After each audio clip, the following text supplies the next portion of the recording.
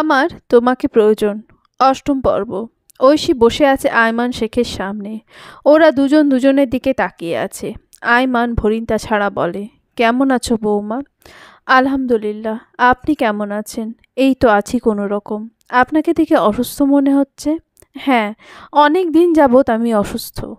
কি হয়েছে বাবা? ও কিছু না। তুমি আজ হঠাৎ আমার কাছে আসলে যে? আপনার সাথে কিছু কথা বলার ছিল। হ্যাঁ বলো। বাবা, আমি আপনার আর আহাদের মাঝে দ্বন্দ্বের কারণ জানি। ঐশীর কথায় আয়মান চুপ হয়ে যায়। আপনি মায়ের সাথে কি করেছেন না করেছেন সেগুলো নিয়ে আমি কথা বলবো না, কিন্তু আহাদের বিষয়ে কিছু বলতে চাই। চাচুকে আহাদ খুন করেনি। কি? হ্যাঁ, আহাদ খুন করেনি, খুন করেছে ছোট মা। ঐশী আয়মানকে সব কিছু খুলে বলে। বাবা, আশা করি আপনি সব কিছু বুঝতে পেরেছেন। তার মানে আমি কোনো কিছু তদন্ত না করেই নিজের ছেলেকে দোষী সাব্যস্ত করে দিলাম? বাবা, আহাদ আপনার থেকে অনেক কষ্ট পেয়েছে। অতীতে করা কাজ তো আর শুধরানো যাবে না, কিন্তু এখন চাইলে আপনারা নিজেদের মধ্যেকার দ্বন্দ্ব মিটিয়ে নিতে পারেন। দুজন দুজনের সাথে কথা বলেন। আপনি আহাদকে ছেলে বলে বুকে জড়িয়ে নিন। আমার বিশ্বাস আহাদ আপনাকে ফিরিয়ে দেবে না। আহাদ গাড়িতে বসে আছে, ঐশী ভার্সিটিতে আছে। আজ অফিসে কাজ ছিল না, তাই ভাবলো ঐশীকে নিয়ে কোথাও ঘুরতে বেরোবে। আহাদ ভার্সিটিতে চলে আসে। ঐশী ক্লাসরুমে এসে দেখে রোজা একা বসে আছে। রোজা একা বসে আছে কেন? ঐশী কোথায়? কথাটা ভেবে আহাদ রোজার কাছে যায়। রোজা আহাদকে দেখে দাঁড়িয়ে যায়। ভাইয়া, আপনি এখানে? রোজা, ঐশী কোথায়? ও তো আঙ্কেলের রুমে গিয়েছে। আহাদ মনে মনে বলে, আয়মান শেখের কাছে কেন গিয়েছে? আহাদ দ্রুত পায়ে ক্লাসরুম থেকে বের হয়ে সামনের দিকে হাঁটা শুরু করে। বাবা, একটিবার আমার কথা শুনে দেখুন। ওকে ছেলে বলে কাছে টেনে নিন প্লিজ। ওনাকে আর অবহেলা করবেন না। ঐশী। হঠাৎ আহাদের ধমকে ঐশী কেঁপে ওঠে। পেছনে ফিরে দেখে আহাদ দরজার সামনে দাঁড়িয়ে আছে। ঐশী আহাদকে দেখে ভয়ে ঢোক গেলে। আহাদ ঐশীর কাছে এসে ঐশীর হাত ধরে টেনে চেয়ার থেকে উঠিয়ে বলে, তুমি কোন সাহসে এখানে এসেছো? ওনার সামনে আকতি মিনতি কেন করছো? আমি কি একটিবারও বলেছি ওনার কাছে আসতে? কেন এসেছো এখানে? বলো, কেন এসেছো? আহাদের ধমকে ঐশী কেঁপে ওঠে। ভয়ে আহাদের দিকে চোখ তুলে তাকাতে পারছে না। আহাদ কিছু বলবে, তার পূর্বে আয়মান বলে, বাবা আহাদ, এমন করছো কেন? বৌমাকে ধমকাচ্ছ কেন? আয়মানের মুখে বাবা ডাক শুনে আহাদ আরও রেগে যায়। বাবা? কোন মুখে আমায় বাবা বলে ডাকছেন? যে মানুষ কিনা নিজের সন্তানকে একটাবার ছুঁয়ে পর্যন্ত দেখেনি, সে কিনা আজ আমায় বাবা বলে ডাকছে? বাবা আহাদ, আমার ভুল হয়েছে, আমি মানছি। তোমাকে অবহেলা করা উচিত হয়নি। আমাকে ক্ষমা করে দাও। ক্ষমা? আপনি কিসের জন্য ক্ষমা চাইছেন? আপনি তো কোনো ভুল করেননি। আপনি কিসের জন্য ক্ষমা চাইছেন? আর বাবা বলে ডাকছেন যে? কে আপনার ছেলে? তুমি। তুমি আমার ছেলে। আয়মানের কথা শুনে আহাদ পাগলের মতো হাসতে লাগলো। হা হা হা। ছেলে? শুনলে ঐশী, উনি আমাকে ছেলে বলে ডাকছেন। লিসন মিস্টার আয়মান শেখ, না তো আপনি আমার বাবা, আর না তো আমি আপনার ছেলে। আমার মা যেদিন মারা গিয়েছিল সেদিনই তো আমাদের মাঝে সব সম্পর্ক শেষ হয়ে গিয়েছিল। তবে আজ কেন আমায় ছেলে বলে দাবি করছেন? আহাদ, আমি তোমার বাবা, তুমি আমার ছেলে। মানি না। আমি আপনাকে বাবা বলে মানি না। তুমি না মানলেও এটাই সত্য। আমি তোমার বাবা। আমি জানি আমি অনেক বড় ভুল করে ফেলেছি। আমাকে মাফ করে দাও। তোমাকে অবহেলা করা উচিত হয়নি। মাফ করে দেব? ঠিক আছে, মাফ করে দেব। আপনি আমার মাকে আমার কাছে ফিরিয়ে দিন। আমার মায়ের কষ্টগুলো ফিরিয়ে দিন। আমার মায়ের চোখের জল মুছে দিন। আমার মায়ের চোখের জলের মূল্য দিন। আমার সুন্দর শৈশব ফিরিয়ে দিন। আমার শৈশবের কষ্ট ঘুচিয়ে দিন। আমার চোখের জলের মূল্য দিন। আমার সেই দিনগুলো ফিরিয়ে দিন। আহাদের কথায় আয়মান মাথা নিচু করে ফেলে। কি হলো, পারবেন না? বলুন, পারবেন না এগুলো ফিরিয়ে দিতে? আয়মান এবারও চুপ। আপনি যেহেতু এগুলো ফিরিয়ে দিতে পারবেন না, আমিও আপনাকে ক্ষমা করতে পারবো না। আপনি খুনি। আপনি আমার মাকে খুন করেছেন। আমার মায়ের ভালোবাসা, বিশ্বাসকে গলা টিপে হত্যা করেছেন। আপনি আমার মায়ের খুনি। আপনাকে আমি কখনো ক্ষমা করব না। আপনি খুনি। আপনি আমার মাকে খুন করেছেন। আমার মায়ের ভালোবাসা, বিশ্বাসকে গলা টিপে হত্যা করেছেন। আপনি আমার মায়ের খুনি। আপনাকে আমি কখনো ক্ষমা করব না। আহাদের বলা কথাগুলো আয়মানের কানে বাজছে। হঠাৎ আয়মানের বুকে ব্যথা শুরু হয়ে যায়। আহাদ ঐশীর হাত ধরে চলে যাওয়ার জন্য পেছন ঘুরে সামনের দিকে পা বাড়ায়। আয়মান আহ করে বুকে হাত দিয়ে মেঝেতে পড়ে যায়। আয়মানের পড়ে যাওয়ার শব্দ শুনে আহাদ ঐশী পেছনে ফিরে তাকায়। আয়মানকে মেঝেতে পড়ে থাকতে দেখে ওরা দ্রুত পায়ে আয়মানের কাছে আসে। আহাদ আয়মানের মাথা ওর কোলের ওপর রাখে। আয়মান ব্যথায় ছটফট করছে। বাবা, তুমি চিন্তা করো না, তোমার কিচ্ছু হবে না, চলো হসপিটালে যেতে হবে। আহাদের মুখে বাবা ডাক শুনে আয়মানের ব্যথার মধ্যেও শান্তি অনুভব করে। আয়মান অনেক কষ্ট করে বলে, ধন্যবাদ আমাকে বাবা বলে ডাকার জন্য। আহাদ, আমি হয়তো আর বাঁচব না। বাবা, এসব কি বলছো? তোমার কিচ্ছু হবে না। না বাবা, আমার হাতে আর সময় নেই। বাবা, আমাকে মাফ করে দিও। তোমার সাথে করা অন্যায়ের জন্য আমাকে মাফ করে দিও।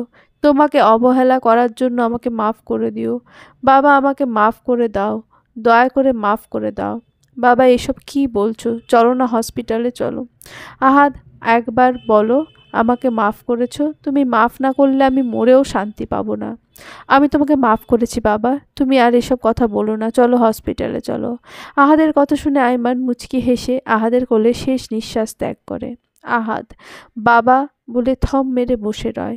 আহাদ এক দৃষ্টিতে আয়মানের দিকে তাকিয়ে আছে। ঐশী কাঁদতে কাঁদতে সিয়ামকে কল দেয়। ঐশীর কথা শুনে সিয়াম গাড়িতে উঠে বসে। সিয়াম দ্রুত ড্রাইভ করে ভার্সিটি চলে আসে। সিয়াম আয়মানের রুমে এসে দেখে আয়মানের লাশের সামনে ঐশী কাঁদছে। রোজা ঐশীকে শান্ত করার চেষ্টা করছে। আহাদ আয়মানের দিকে তাকিয়ে থম মেরে বসে আছে। সিয়াম দ্রুত পায়ে আহাদের কাছে আসে। ও আহাদকে কিভাবে সান্ত্বনা দেবে বুঝে পাচ্ছে না। আহাদ সিয়ামের দিকে তাকিয়ে শান্ত গলায় বলে, সিয়াম, বাবার দফন কাফনের ব্যবস্থা করো। আহাদ, সিয়াম আয়মানের দফন কাফনের কাজ শেষ করে বাসায় চলে আসে। আহাদ রুমে এসে দেখে ঐশী বিছানায় বসে আছে। আহাদ ঐশীর সাথে কথা না বলে ওয়াশরুমে চলে যায়। বেশ কিছুক্ষণ পর গোসল করে ওয়াশরুম থেকে বের হয়। ঐশী দেখে আহাদের চোখ জোড়া লাল হয়ে আছে। হঠাৎ আহাদ ঐশীর কাছে এসে ঐশীকে শক্ত করে জড়িয়ে ধরে। ঐশী আহাদের চুলে হাত বুলিয়ে দিচ্ছে। হঠাৎ ঐশী ওর কাঁধে তরল কিছু অনুভব করে। ওর আর বুঝতে বাকি নেই আহাদ কাঁদছে। ঐশী চুপচাপ আহাদের চুলে হাত বুলিয়ে দিচ্ছে। আহাদ ঐশীর কাঁধে মুখ গুজে বলে, জান, বাবা মারা গিয়েছে। ঐশী উত্তরে মাথা নাড়ায়। আমি না এটা চাইনি। বিশ্বাস করো, আমি কখনো ওনার মৃত্যু কামনা করিনি। হ্যাঁ, আমার কষ্ট হতো, ভীষণ কষ্ট হতো যখন বাবা আমার থেকে মুখ ঘুরিয়ে রাখতো, আমাকে কোলে নিত না, আদর করতো না, অবহেলা করতো। তখন না খুব কষ্ট হতো। সেই কষ্ট না আমি কাউকে বুঝাতে পারবো না। তোমার তো বাবা মারা গিয়েছিল, কিন্তু আমার বাবা তো জীবিত থেকেও আমার কাছে মৃতের মতো ছিল। ওনার থেকে এত কষ্ট পেয়েও না নিজেকে সামলে নিয়েছিলাম, নিজেকে শক্ত করেছিলাম। বাবার সামনে নিজেকে কঠোর দেখাতাম, কিন্তু জানো, আমার না ওনাকে জড়িয়ে ধরে বাবা বলে ডাকতে ইচ্ছে করতো, কিন্তু আমি তা পারতাম না। কষ্ট হলেও নিজেকে বাবার সামনে কঠোর দেখাতাম। কিন্তু আজ বাবার মৃত্যুটা আমি মেনে নিতে পারছি না। ভেবেছিলাম বাবার সাথে কিছু মুহূর্ত কাটাতে পারবো, কিন্তু তা আর হলো না। আজ আমি বাবাকে হারিয়ে ফেললাম, পেয়েও হারিয়ে ফেললাম। ঐশী আহাদকে কিভাবে সান্ত্বনা দেবে বুঝে পাচ্ছে না। ঐশী কেবল আহাদকে শক্ত করে জড়িয়ে ধরে ওর কান্না থামানোর চেষ্টা করছে। আস্তে আস্তে কেটে যায় অনেক দিন। সবাই স্বাভাবিক জীবনে ফিরে আসে। ঐশী ক্লাসে বসে আছে। আজ রোজা ভার্সিটি আসেনি। ঐশী ক্লাসে বসে মনোযোগ দিয়ে ক্লাস করছিল, কিন্তু হঠাৎ কেউ এসে ওদের ক্লাসের মনোযোগটা নষ্ট করে দেয়। ঐশী সামনে তাকিয়ে দেখে মিজান দাঁড়িয়ে আছে। মিজানকে দেখে ঐশী কিছুটা অবাক হয়। সেদিনের পর ও আর মিজানকে দেখেনি, তবে আজ ও কেন এলো? মিজান পকেট থেকে রিভলভারটা বার করে হাতের ইশারায় প্রফেসর সহ সবাইকে বেরিয়ে যেতে বলে। মিজানের হাতে রিভলভার দেখে কেউ আর ক্লাসে বসে থাকার চেষ্টা করেনি। রুমে যখন একদম ফাঁকা, ঐশী মিজান ব্যতীত রুমে আর কেউ নেই। ঐশী ও সিট ছেড়ে ওঠেনি, ও তীক্ষ্ণ দৃষ্টিতে মিজানের দিকে তাকিয়ে আছে। মিজান আস্তে আস্তে হেঁটে এসে ঐশীর মুখোমুখি বসে। মিজান রিভলভারটা বেঞ্চের উপর রেখে বলে, কেমন আছো জানেমান? জানেমান মানে? জানেমান, আমি তো তোমায় ভালোবাসি। তাকে ভুলে গেলে? সেদিন যখন তোমাকে প্রপোজ করেছিলাম সেদিন তো উত্তরটা দিলে না। আপনি হয়তো ভুলে যাচ্ছেন আমি বিবাহিত। ভুলিনি, আমার স্পষ্ট মনে আছে তুমি বলেছিলে তুমি আহাদ শেখের ওয়াইফ। আমি কে, কি, আমার পরিচয় তা জানতে তোমার শুধু 10 মিনিট লাগবে, আর আমাকে এই দুনিয়া থেকে বিদায় দিতে জাস্ট 1 সেকেন্ড লাগবে। তুমি আমাকে তোমার থেকে দূরে থাকতে বলেছিলে, কিন্তু কি করব বলো, তোমার থেকে দূরে থাকা সম্ভব নয়। এতদিন দেশের বাইরে ছিলাম তাই তোমার সাথে দেখা করতে পারিনি, কিন্তু এখন যখন দেশে এসেছি তোমার পিছু আমি ছাড়ছি না। কি জানি কি জাদু করেছো, তোমার থেকে চোখই সরাতে পারি না। দূরে যাব কিভাবে? তুমি সেদিন কি ভেবেছিলে আমি রিভলভার দেখে ভয় পেয়ে যাব? যে প্রতিদিন মৃত্যু নিয়ে খেলে তাকে তুমি মৃত্যু ভয় দেখাচ্ছ? আহাদের বউ তুমি।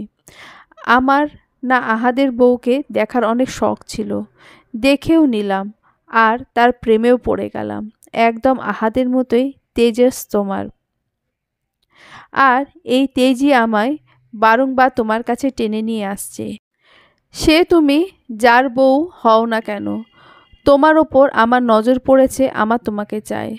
মিজান যা চায় তা পায়, আপোষে না পেলে ছিনিয়ে নেয়। তোমাকে আমি আহাদের কাছ থেকে ছিনিয়ে নিয়ে আসব, দেখে নিও। হা হা, আর আহাদ আপনাকে ছিনিয়ে নিতে দেবে? আপনি জানেন, সে যদি জানতো আপনি আমার সামনে বসে আমাকে এইসব বলছেন তবে আপনাকে মেরে ফেলতো। সে ভাবতো না। আহাদ আমাকে অনেক ভালোবাসে। আমার দিকে কেউ চোখ তুলে তাকালে আহাদ তার চোখ উপড়ে ফেলে। হা হা, আর আপনি এসেছেন আহাদের কাছ থেকে আমাকে ছিনিয়ে নিতে? হাসালেন মিস্টার, হাসালেন। হেসে নাও জানেমান, আমি কি করব তা দেখতেই পাবে। কথাটা বলে বেঞ্চের ওপর থেকে রিভলভারটা নিয়ে মিজান রুম থেকে বেরিয়ে যায়, আর ঐশী তীক্ষ্ণ দৃষ্টিতে মিজানের যাওয়ার পানে তাকিয়ে রয়। ঐশী আজ বেশ কিছুদিন যাবৎ লক্ষ্য করছে আহাদ প্রায় অনেক রাত করে বাড়ি ফেরে। ও যখন ঘুমিয়ে পড়ে তখন আহাদ বাড়ি ফেরে, আর প্রতিদিন ওর শার্টে রক্ত লেগে থাকে। ঐশী বুঝতে পারে আহাদ ইদানিং খুন করছে। ও জানে আহাদ কখনো নির্দোষ কাউকে আঘাত করবে না, তবুও ওর আর এসব ভালো লাগে না। আহাদের হাতে আর কত খুন ও দেখতে পারবে না। ওকে কিছু একটা করতে হবে, আহাদকে থামাতে হবে। প্রথমে আহাদকে মানা করতো না, ভাবতো হয়তো আহাদ এসব ছেড়ে দেবে, কিন্তু না, আহাদ তা করছে না। ঐশী আর এসব দেখতে ভালো লাগছে না। ও কিছু একটা করতে হবে, আহাদকে থামাতে হবে। রাত 2টোয় হঠাৎ ঐশীর ঘুম ভেঙে যায়। ও পাশ ফিরে দেখে আহাদ ঘুমিয়ে আছে। ও ঘুমানোর চেষ্টা করে, কিন্তু ওর ঘুম আসছে না। ঐশী উঠে বসে 1 গ্লাস পানি খেয়ে নেয়। রুমে বসে থাকতে ভালো লাগছে না, তাই রুম থেকে বের হয়। বাইরে ভালো বাতাস বইছে। ঐশী ভাবছে একটু ছাদে গেলে ভালো হতো। যা ভাবা তাই কাজ। সিঁড়ি বেয়ে ছাদে চলে যায়। ওদের ছাদের লাইট সব সময় রাতে জ্বালানো থাকে, তাই অন্ধকার না থাকে ঐশী নির্ভয়ে ছাদে এসেছে। ঐশী ছাদের কিনারায় যেয়ে দাঁড়াতে একটা দমকা হাওয়া এসে ঐশীর শরীর ছুঁয়ে দেয়। ঐশী চোখ বন্ধ করে তা অনুভব করে। চোখ বন্ধ করতে আহাদ আর ওর একসাথে কাটানো মুহূর্তগুলো চোখের সামনে ভেসে ওঠে। फिर अगर मुझे तू कभी ना मिले, हम सफ़र मेरा तू बने ना बने, फासलों से मेरा प्यार होगा न कम, तू न होगा कभी अब जुदा।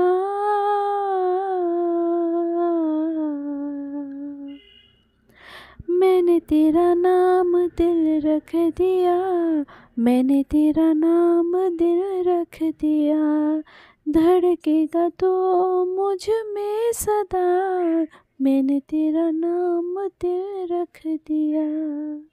तेरे वास्ते कभी मेरा ये प्यार ना होगा कम, मैंने तेरा नाम दिल रख दिया, मैंने तेरा नाम दिल रख दिया, धड़केगा तो मुझ में सदा, मैंने तेरा नाम दिल रख दिया। ঐশী গুনগুন করে গান গাইছে আর ওদের একসাথে কাটানো মুহূর্তগুলো মনে করছে, অনুভব করছে। ওর ভাবনার মাঝে আহাদ ওকে পেছন থেকে জড়িয়ে ধরে গলায় ঠোঁট ছুঁয়ে মৃদু স্বরে বলে, मैंने तेरा नाम दिल रख दिया। ওরা দুজন বেশ কিছুক্ষণ চুপ করে রয়। একটা সময় মৌনতা কাটিয়ে ঐশী মৃদু স্বরে বলে, আহাদ, হ্যাঁ জান, একটা কথা বলি। একটা কেন, হাজারটা বলো। আপনি কি আমায় ভালোবাসেন? আহাদ ঐশীর গালে ঠোঁট ছুঁয়ে বলে, নিজের জীবনের থেকেও বেশি। আহাদ, হ্যাঁ জান। এই খুন খারাপি ছেড়ে দেন না। ঐশীর কথায় আহাদের কানে যাওয়া মাত্র আহাদের হাত আলগা হয়ে যায়। আহাদ কিছু না বলায় ঐশী পেছন ফিরে। আহাদ প্লিজ, এই খুন খারাপি ছেড়ে দেন না। সরি জান, আমি এটা পারবো না। কেন আহাদ, এগুলো না করলে কি হয় না? জান, আমি এই বিষয়ে আর একটা কথাও শুনতে চাই না। কিন্তু আহাদ, প্লিজ জান। আহাদ আর কিছু না বলে ছাদ থেকে নেমে যায়। ঐশী আহাদের যাওয়ার পানে তাকিয়ে রয়। রোজা ঐশী মাঠে হাঁটছে। ঐশীকে মন মরা হয়ে হাঁটতে দেখে রোজা ঐশীকে জিজ্ঞেস করে, কি হয়েছে তোকে, এমন মন মরা লাগছে কেন? কিছু না। না বললে আমি শুনবো নাকি? কিছু না কিছু তো হয়েছে, বল আমাকে। ঐশী দীর্ঘশ্বাস ফেলে রোজাকে গতকাল রাতের ঘটনা বলে। ও, তো এই ব্যাপার, এই কারণে তোর মন খারাপ? তো কি করব বল? আমি বুঝি না উনি কেন এসব ছাড়তে চান না। দেখ, আমাদের এসব মেনে নিতে হবে। এই পেশা ওনারা চাইলেও ছাড়তে পারবেন না। আমার না এসব আর ভালো লাগে না। খুন খারাপি আর ভালো লাগে না। কিছু করার নেই রে, আমাদের এসব মেনে নিতে হবে। ঐশী রোজার কথা উত্তরে দীর্ঘশ্বাস ফেলে। আজ বেশ কদিন যাবৎ মিজান ঐশীকে ডিস্টার্ব করছে। ঐশী আহাদের সাথে রাগ করে মিজানের কথা আহাদকে বলছে না। ঐশী রোজা গাছের নিচে বসে আড্ডা দিচ্ছে। ওদের আড্ডার মাঝে মিজানের আগমন ঘটে। ঐশী মিজানকে দেখে উঠে যেতে নিলে মিজান ঐশীর হাত ধরে ঐশীকে বসিয়ে দেয়। উফ জানেমান, উঠছো কেন? ছাড়ুন আমার হাত। এই নাও, ছেড়ে দিলাম। আমি ধরলে এমন করো কেন? কারণ আমার আপনাকে সহ্য হয় না। সহ্য করতে হবে জানেমান, সহ্য করতে হবে।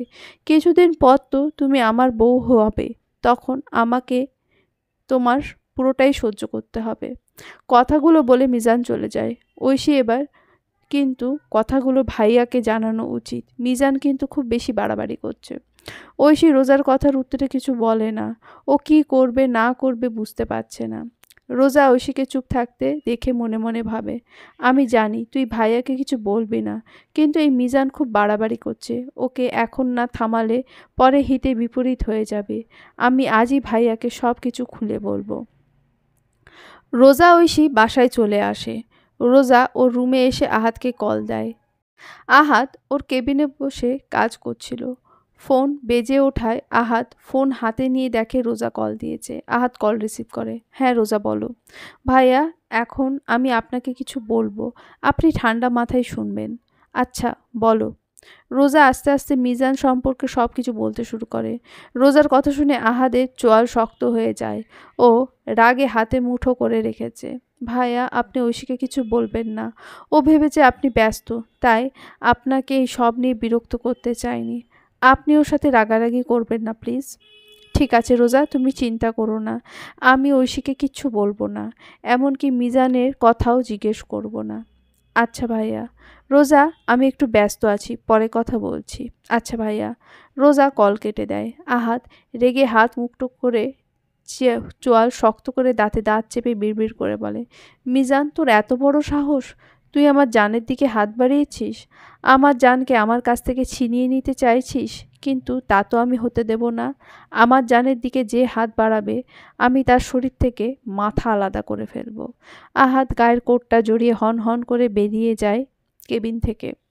মিজান ওর কেবিনে বসে আছে। ও উল্টো দিকে ঘুরে গ্লাস দিয়ে বাইরের দৃশ্য দেখছে। হঠাৎ ওর গলায় ধারালো কিছু অনুভব করে। ও বুঝতে পেরেছে কেউ পেছন থেকে ওর গলায় ছুরি ধরেছে। ও নড়তে পারছে না। ও নড়লেই গলা কেটে যাবে। মিজানের গলায় ছুরি ঠেকিয়ে আহাদ ভারী গলায় বলে, তুই কোন সাহসে আমার বইয়ের দিকে নজর দিয়েছিস? কোন সাহসে ওকে ডিস্টার্ব করছিস? তুই কি আমার সম্বন্ধে জানিস না? তোর কি মরার ভয় নেই? আহাদ মিজানের গলা থেকে ছুরি সরিয়ে চেয়ারটা ঘুরিয়ে মিজানকে নিজের মুখোমুখি করে বুক বরাবর লাথি মারে। মিজান ছিটকে মেঝেতে পড়ে। আহাদ ওর কাছে গিয়ে ওকে মারতে শুরু করে। আহাদ ওকে মারতে মারতে আধমরা করে ফেলে। আহাদ মিজানকে শেষ একটা লাথি মেরে হুঙ্কার দিয়ে বলে, আজ তোকে ছেড়ে দিচ্ছি, কিন্তু আর কখনো যদি তোকে আমার বউয়ের সামনে যেতে দেখি তবে তোকে কেটে টুকরো টুকরো করে ফেলবো। Mind it. আহাদ হন হন করে কেবিন থেকে বের হয়ে যায়। মিজান কোনো মতে উঠে চেয়ারে বসে কাঁপা কাঁপা গলায় বলে, আহাদ, কাজটা তুই ঠিক করলি না। তোর বউয়ের কাছে গিয়েছি বলে তুই আমাকে মারলি তো? তোর বউকে তুই অনেক ভালোবাসিস, কিন্তু তোর বউকে যদি মেরে ফেলি তখন কি করবি? ঐশী, তোমার মাঝে এক অন্যরকম নেশা আছে, যে নেশা আমাকে দিনকে দিন গ্রাস করছে।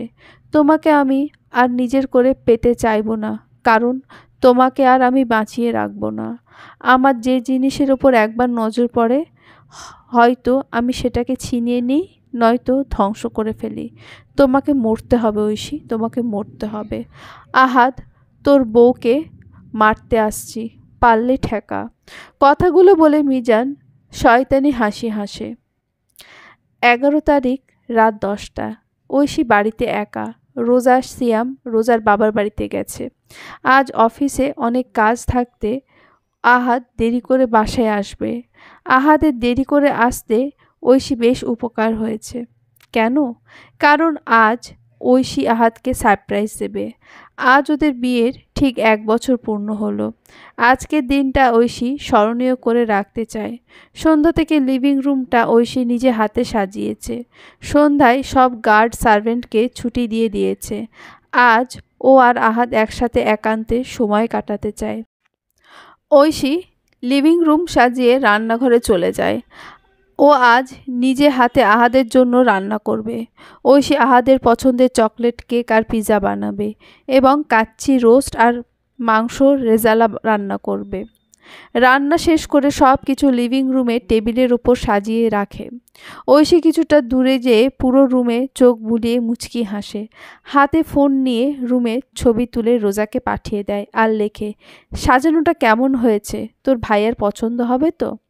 রোজা এখনও মেসেজ সিন করেনি। ওকে মেসেজ সিন করতে না দেখে ঐশী ভাবে হয়তো সবার সাথে ব্যস্ত আছে, তাই মেসেজ সিন করেনি। ঐশী ওর রুমে চলে আসে। কাজ করতে করতে ক্লান্ত লাগছে। গোসল করলে ভালো লাগবে। ঐশী কাবার্ড খুলে ভাবনায় পড়ে যায়। বুঝতে পারছে না কোন শাড়িটা পরবে। একটা সাদা শাড়ির উপর ঐশীর চোখ আটকে যায়। ও শাড়িটা হাতে তুলে নেয়। সাদা শাড়িটা বেশ সুন্দর। ঐশী এই শাড়িটা পরার সিদ্ধান্ত নেয়। ঐশী শাড়ি নিয়ে ওয়াশরুমে চলে যায়। বেশ কিছুক্ষণ পর চুল মুছতে মুছতে ওয়াশরুম থেকে বের হয়ে আসে। ড্রেসিং টেবিলের ড্রয়ার থেকে হেয়ার ড্রায়ার বের করে চুলগুলো শুকিয়ে ফেলে। মুখে হালকা মেকআপ করে কানে ছোট ডায়মন্ডের টপ পরে। স্ট্রেটনার নিয়ে চুলগুলো স্ট্রেট করে নেয়। আয়নায় নিজেকে একবার দেখে ঐশী মুচকি হাসি দেয়।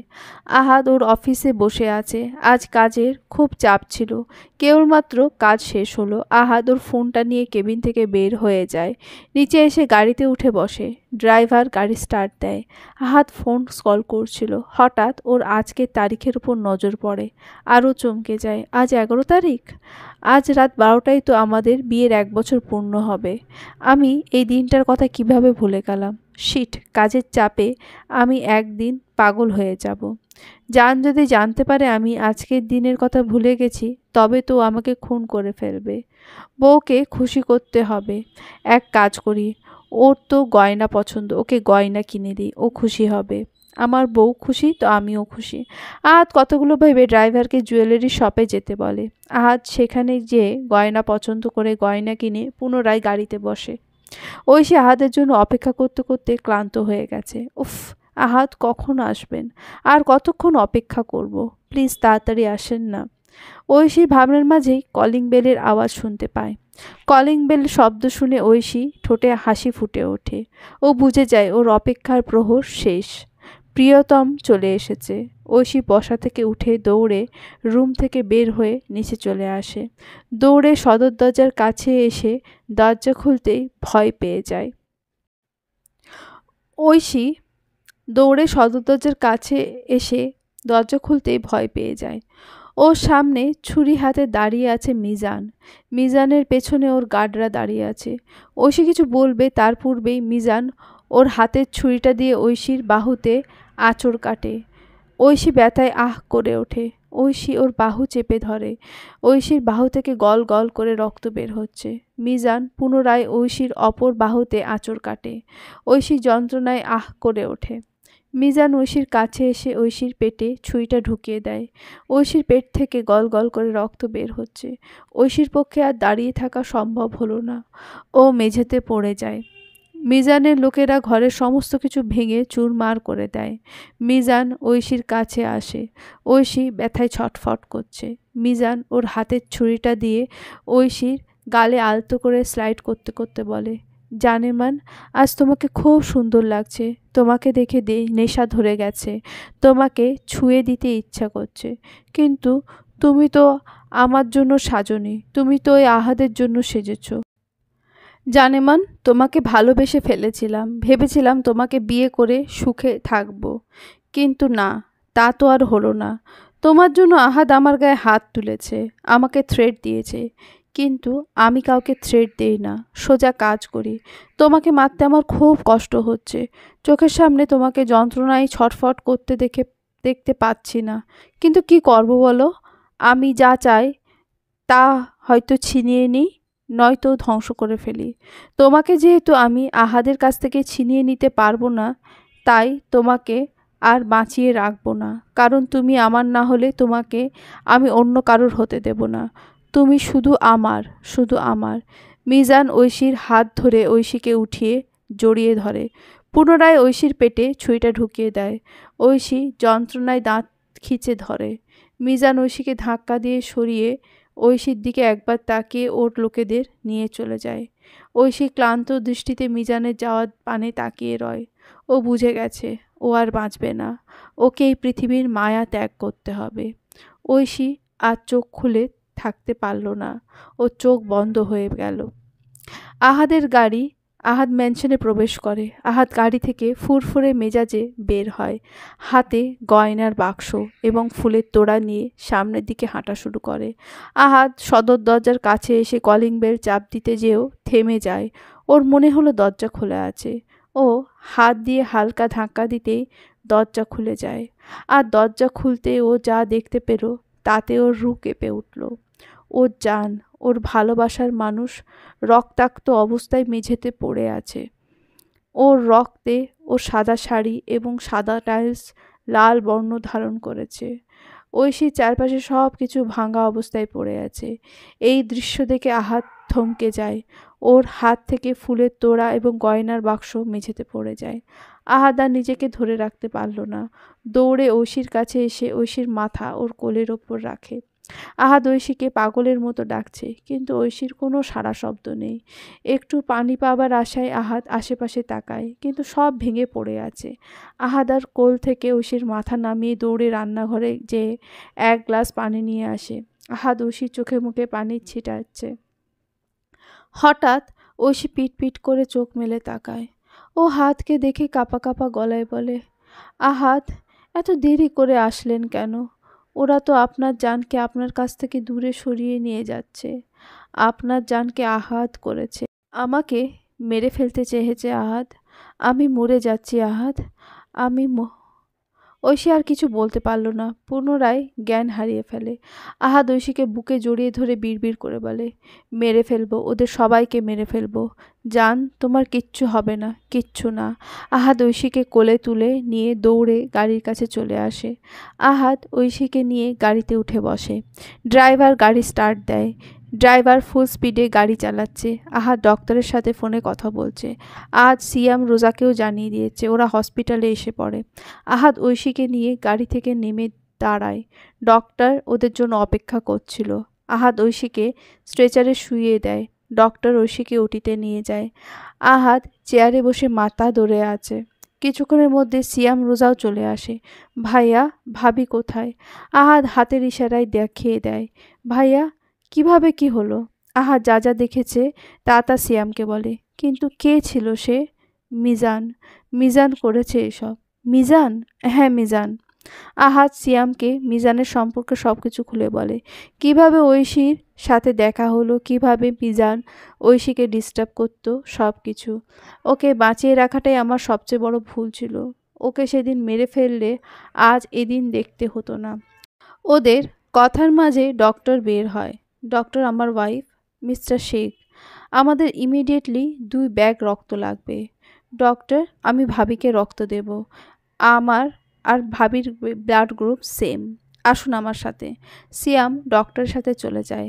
আহাদ বসা থেকে উঠে দাঁড়ায়। ও যাওয়ার জন্য সামনের দিকে পা বাড়াতেই রোজা প্রশ্ন করে, কোথায় যাচ্ছেন ভাইয়া? ওই অমনুষটাকে শেষ করতে। আহাদ কাল বিলম্ব না করে হসপিটাল থেকে বের হয়ে যায়। ক্লাবে মদের নেশায় বুঁদ হয়ে আছে মিজান। ও ঐশীর জন্য কষ্ট হচ্ছে।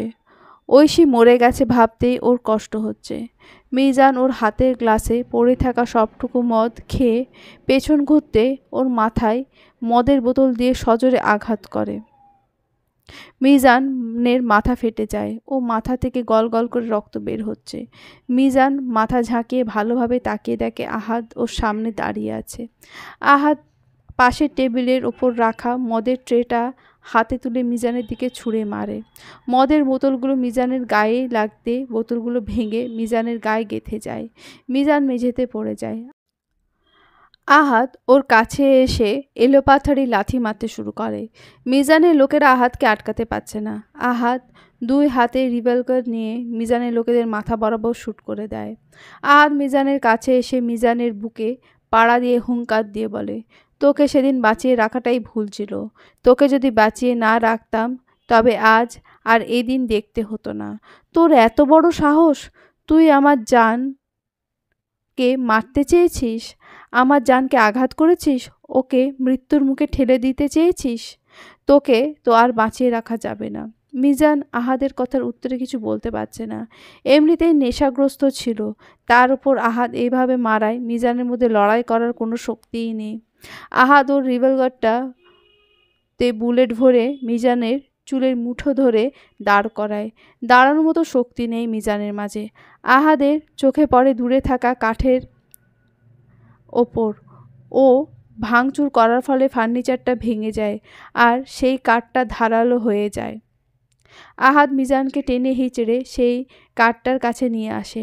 আহাদ মিজানের পেট বরাবর লাথি মারে। মিজান ছিটকে সেই দিকে পড়ে আর কাঠটা ওর পিঠ ভেদ করে ফেলে। আহাদ মিজানের বুকে পর পর 6টা গুলি করে। মিজানের নিথর দেহ মেঝেতে পড়ে আছে। মিজানকে মেরেও আহাদের শান্তি হলো না।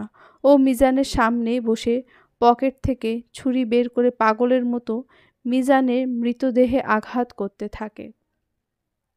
চলবে।